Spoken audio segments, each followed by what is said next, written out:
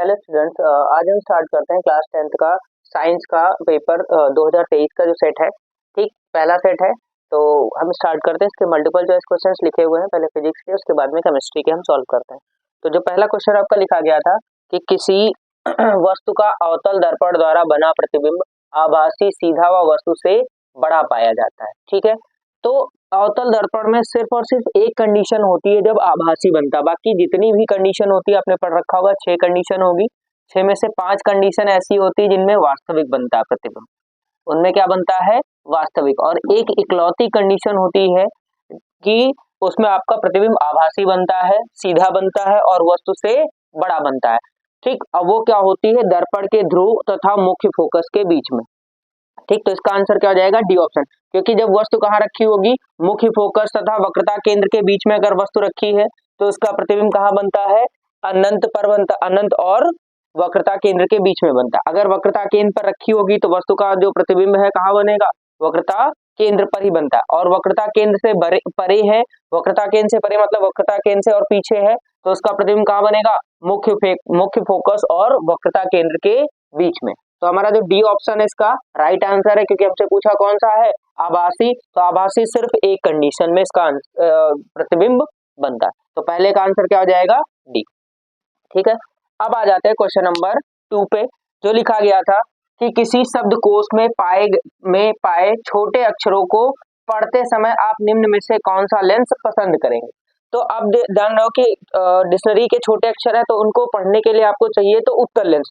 तो जहां भी आपको अवतल दिखे वो तो ऑप्शन बचा नहीं, अवतल और अवतल, तो ये दो ऑप्शन तो आपके कट ही गए, क्योंकि उसके लिए जरूरत पड़ेगी उत्तल लेंस की, क्योंकि अवतल लेंस क्या करता है, डिमिनिश शेप बनाता है, मतलब क्या करता है, छोटा बनाता है। ठीक, अब छोटे अक्षर है तो उनको पढ़ने के लिए आपको बड़ा बनाना पड़ेगा, तो बड़ा कौन बनाएगा, उत्तल लेंस। अब दो चीजें हो गई, उत्तल लेंस के लिए दो ऑप्शन मिल रहे हैं, एक आपको मिल रहा है 50 और एक मिल रहा है 5। ठीक, अब ध्यान रखिएगा कि आप डिक्शनरी के छोटे अक्षर है तो आप और दूर रखोगे तो आपको क्लियर दिखेगा नहीं, तो क्या करोगे, आप पास लाओगे। पास लाने के फोकस दूरी कितनी रखनी पड़ेगी, 50। तो क्योंकि आपको पता है मिनिमम डिस्टेंस कितनी होनी चाहिए, 25 सेंटीमीटर।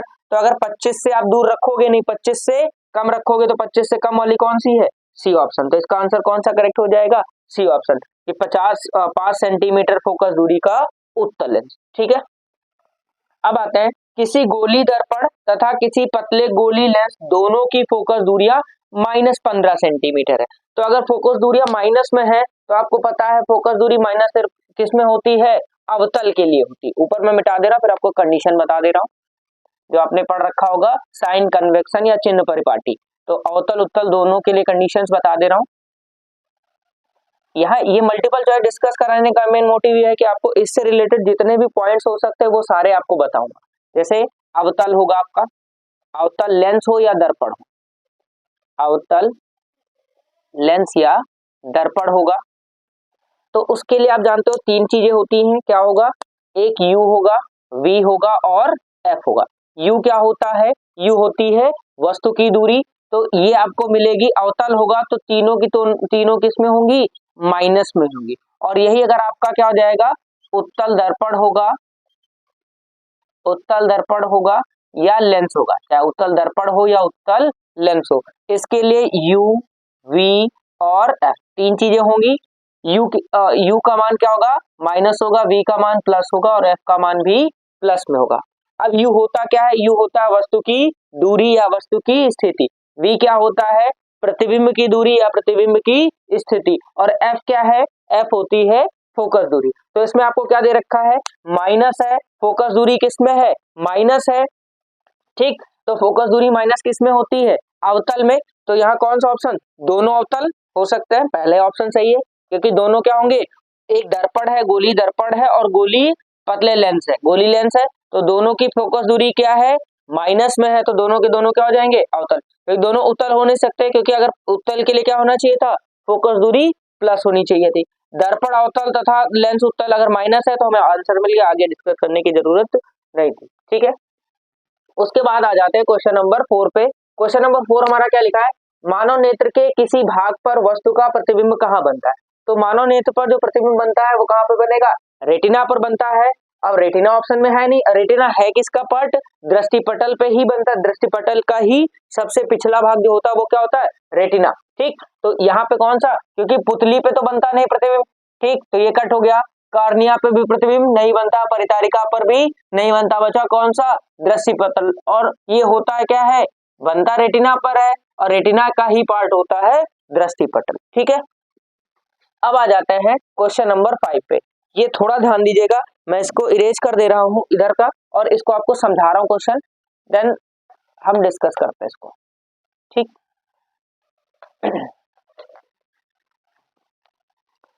तो क्वेश्चन लिखा है, दो चालक तार जिनके पदार्थ लंबाई तथा व्यास समान है, ठीक, और किसी विद्युत परिपथ में पहले श्रेणी क्रम में फिर समांतर क्रम में संयोजित किए जाते हैं। तो श्रेणी क्रम और समांतर क्रम आप जानते हो, तो उससे पहले हम क्या करेंगे, दो प्रतिरोध है तो श्रेणी क्रम में जोड़ के उनका तुल्य प्रतिरोध निकाल लेंगे और समांतर क्रम में जोड़कर उनका तुल्य प्रतिरोध हम ज्ञात कर लेंगे। ठीक है, तो हम डिस्कस करते हैं इसको।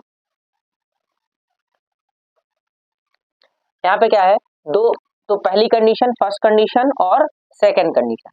पहली कंडीशन में क्या हो जाएगा कि दो प्रतिरोध हैं, उनको किस में जोड़ा गया है, श्रेणी में, तो R और R दो समान प्रतिरोध ले लेते हैं। ठीक, दो चालक तार जिनके पदार्थ लंबाई व्यास समान है, तो ईमान के चलते दोनों प्रतिरोध क्या है, समान है। तो जब इनको किस में जोड़ोगे, ये वाला है श्रेणी क्रम और ये वाला किसका है, आपका समांतर क्रम का।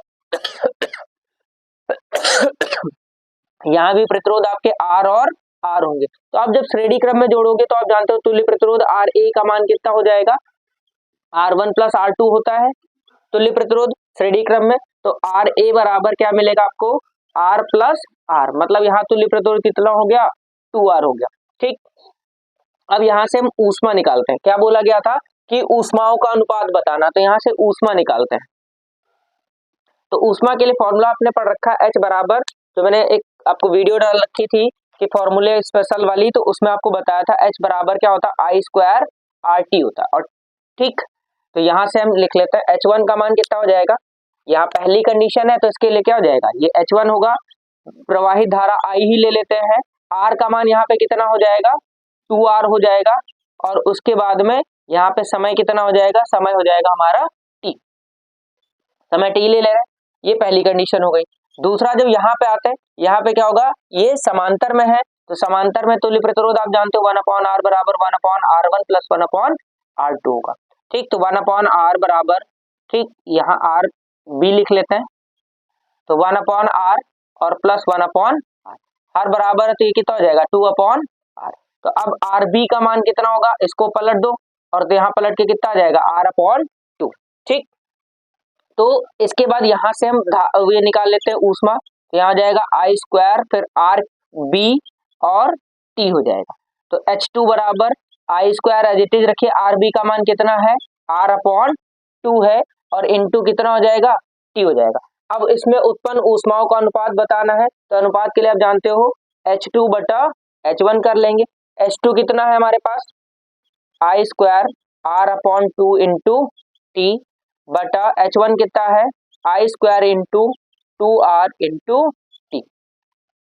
तो I स्क्वायर से I स्क्वायर कट हो गया, T से T कट हो गया, अब बचा कितना, H2 बटा H1 बराबर, यहाँ कितना हो जाएगा हमारे पास या पहले इसको लिख लेते हैं, क्या बोला गया था, श्रेणी क्रम और समांतर क्रम में, तो पहले एक मिनट H1 अनुपात H2 निकालते हैं, क्योंकि पहले ये नहीं बोला गया कि पहले का दूसरे के साथ निकालिए, तो जब भी आपको ना दिया जाए तो पहला वाला पहले रखना है और दूसरा वाला बाद में। तो यहाँ अनुपात किसका निकालेंगे, H1 और H2 का। तो H1 का मान कितना आपके पास है, I square into 2R into T हो जाएगा, और नीचे कितना हो जाएगा आपके पास है I square into R/2 into T हो जाएगा। तो T से T कट हो गया, I स्क्वायर से I स्क्वायर कट हो गया, अब ये कितना हो जाएगा, H1 बटा H2 बराबर 2R बचा, और ये जब इसको ऊपर लेके जाओगे तो क्या होगा, यहाँ R/2 है तो ये बन जाएगा 2/R, R से R कट हो गया,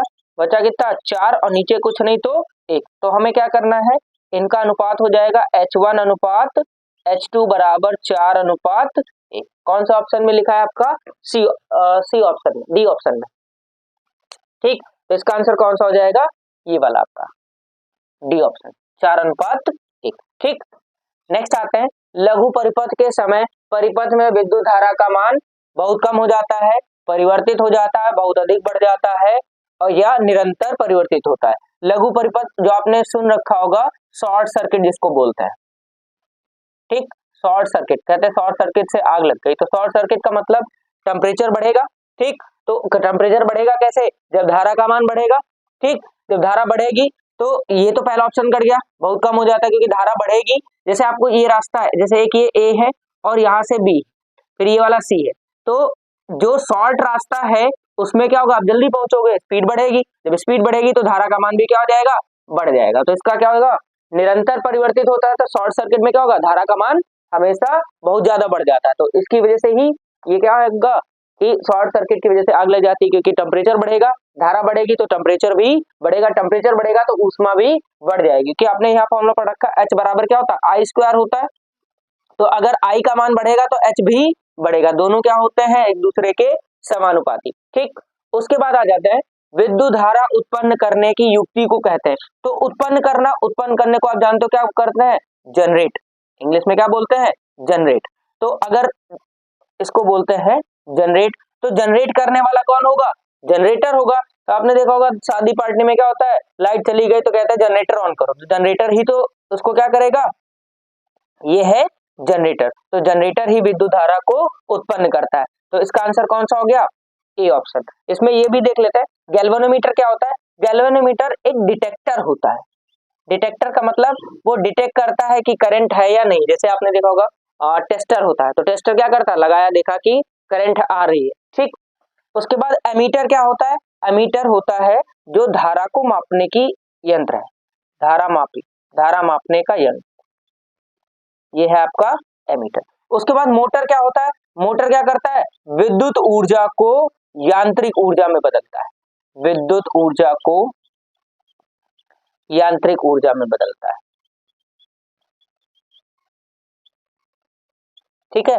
जैसे जो फैन है वो भी क्या है, विद्युत ऊर्जा पे ही काम करता है, उसके अंदर मोटर लगा होता है जो उसको यांत्रिक ऊर्जा में बदलता है, ठीक है।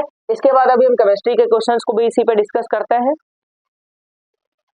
अब आगे के क्वेश्चंस की बात करते हैं, जो है आपके उपखंड खा के जो केमिस्ट्री के क्वेश्चंस हैं वो मैंने लिख रखे हैं, उनको डिस्कस करते हैं, ठीक। जिसमें पहला क्वेश्चन लिखा हुआ है कि एंटी मनी है, तो एंटी मनी क्या होती है, एंटी मनी का सिंबल होता है एसबी, ठीक है, इसका सिंबल होता है एसबी। तो एंटी मनी क्या होती है, एक उपधातु होती है।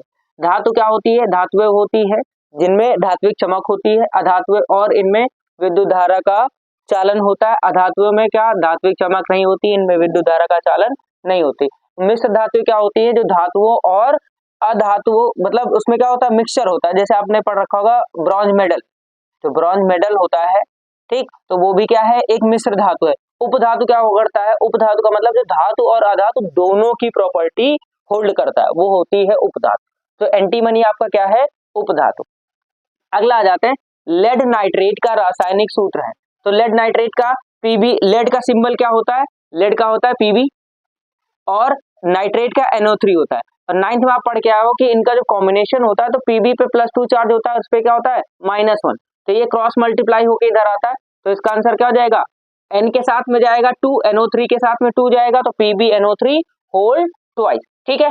यहाँ पे क्या दे रखा है, PbNO2 दे रखा है। और उसके बाद अगले पे आते हैं, निम्नलिखित में असंतृप्त हाइड्रोकार्बन है, तो असंतृप्त का कौन सा है, ये वाला। अब हाइड्रोकार्बन का मतलब क्या होता है कि एक ऐसा केमिकल जिसमें हाइड्रोजन और कार्बन होते हैं, कार्बन और हाइड्रोजन मिलके क्या बनाते हैं, हाइड्रोकार्बन, ठीक। नेक्स्ट आ जाते हैं, प्रोपेनल का क्रियात्मक समूह है। प्रोपेनल का क्रियात्मक समूह क्या होता है, CHO।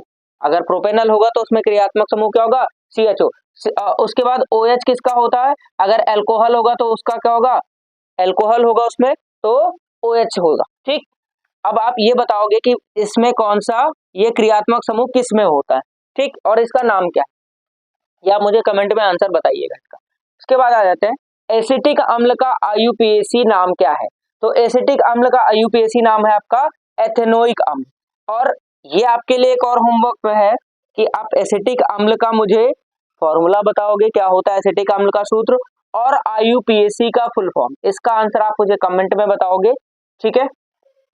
उसके बाद, क्योंकि देखो इसका क्या है, एथेनोइक अम्ल है, ठीक। मैथ के लिए क्या होता है, कार्बन कितना होना चाहिए, 1 होना चाहिए, और प्रोप के लिए मेथ, एथ के लिए देखो मेथ होगा तो कार्बन 1 होगा, ठीक, एथ होगा तो कार्बन 2 होगा, प्रोप होगा तो 3, ब्यूट होगा तो 4, पेंट होगा तो 5, हेक्स होगा तो 6, ठीक, इन्हीं ऑर्डर में याद रखिएगा 10 तक। फिर अगर हेप्ट होगा तो 7, ऑक्ट होगा तो 8, नॉन होगा तो 9 और अगर डेक की बात करें तो डेक होगा तो 10। अब आते हैं इसके आखिरी क्वेश्चन पे, क्या लिखा है कि एक तत्व के क्लोराइड का सूत्र MCl2 है। तो क्लोराइड का सूत्र आपको क्या दे रखा है MCl2, मतलब क्या है कि Cl कहां से आया है, ये Cl2 आया है तो इस पे आया होगा +2 और Cl क्या होता है क्लोरीन, इस पे -1 चार्ज, मतलब ये इधर गया होगा ये इधर गया होगा, मींस क्या M की वैलेंसी कितनी है +2। और आपसे पूछा उसके ऑक्साइड का सूत्र बता दो, तो ऑक्साइड मतलब ऑक्सीजन होगा, मींस M होगा और O होगा। तो आप जानते हो इस पे M पे कितना चार्ज है +2 और ऑक्सीजन का एटॉमिक नंबर कितना होता है 8 होता है। तो अगर इसको डिस्ट्रीब्यूट करोगे तो 2 और 6 मिलेगा और इसको अपना अष्टक पूरा करने के लिए या ऑक्टेट पूरा करने के लिए कितने इलेक्ट्रॉन की जरूरत है 2 की, तो इस पे कितना चार्ज हो जाएगा -2, ठीक, फिर ये इधर शिफ्ट कर दो और ये वाला इधर जाएगा तो ये क्या बनेगा M2O2। अब चाहो तो ये दोनों सेम है तो कट हो सकते, तो क्या बचेगा MO। ऐसा कौन सा ऑप्शन है आपका सेकंड ऑप्शन, ठीक है, तो इसका करेक्ट आंसर कौन सा हो जाएगा बी ऑप्शन, ठीक। तो आई होप समझ गए होंगे, क्वेश्चंस आसान से थे। इसके बाद हम नेक्स्ट में मिलते हैं इसके डिस्क्रिप्टिव क्वेश्चन, क्योंकि मैं आपको फिजिक्स और केमिस्ट्री के सॉल्व कराऊंगा, ठीक है। तो इसके बाद डिस्क्रिप्टिव पे आते हैं, मैंने मल्टीपल चॉइस सॉल्व कर लिए। मिलते हैं नेक्स्ट वीडियो में डिस्क्रिप्टिव क्वेश्चंस के लिए, तब तक आप चैनल को सब्सक्राइब कर लीजिएगा, वीडियो लाइक कर दीजिएगा, थैंक यू।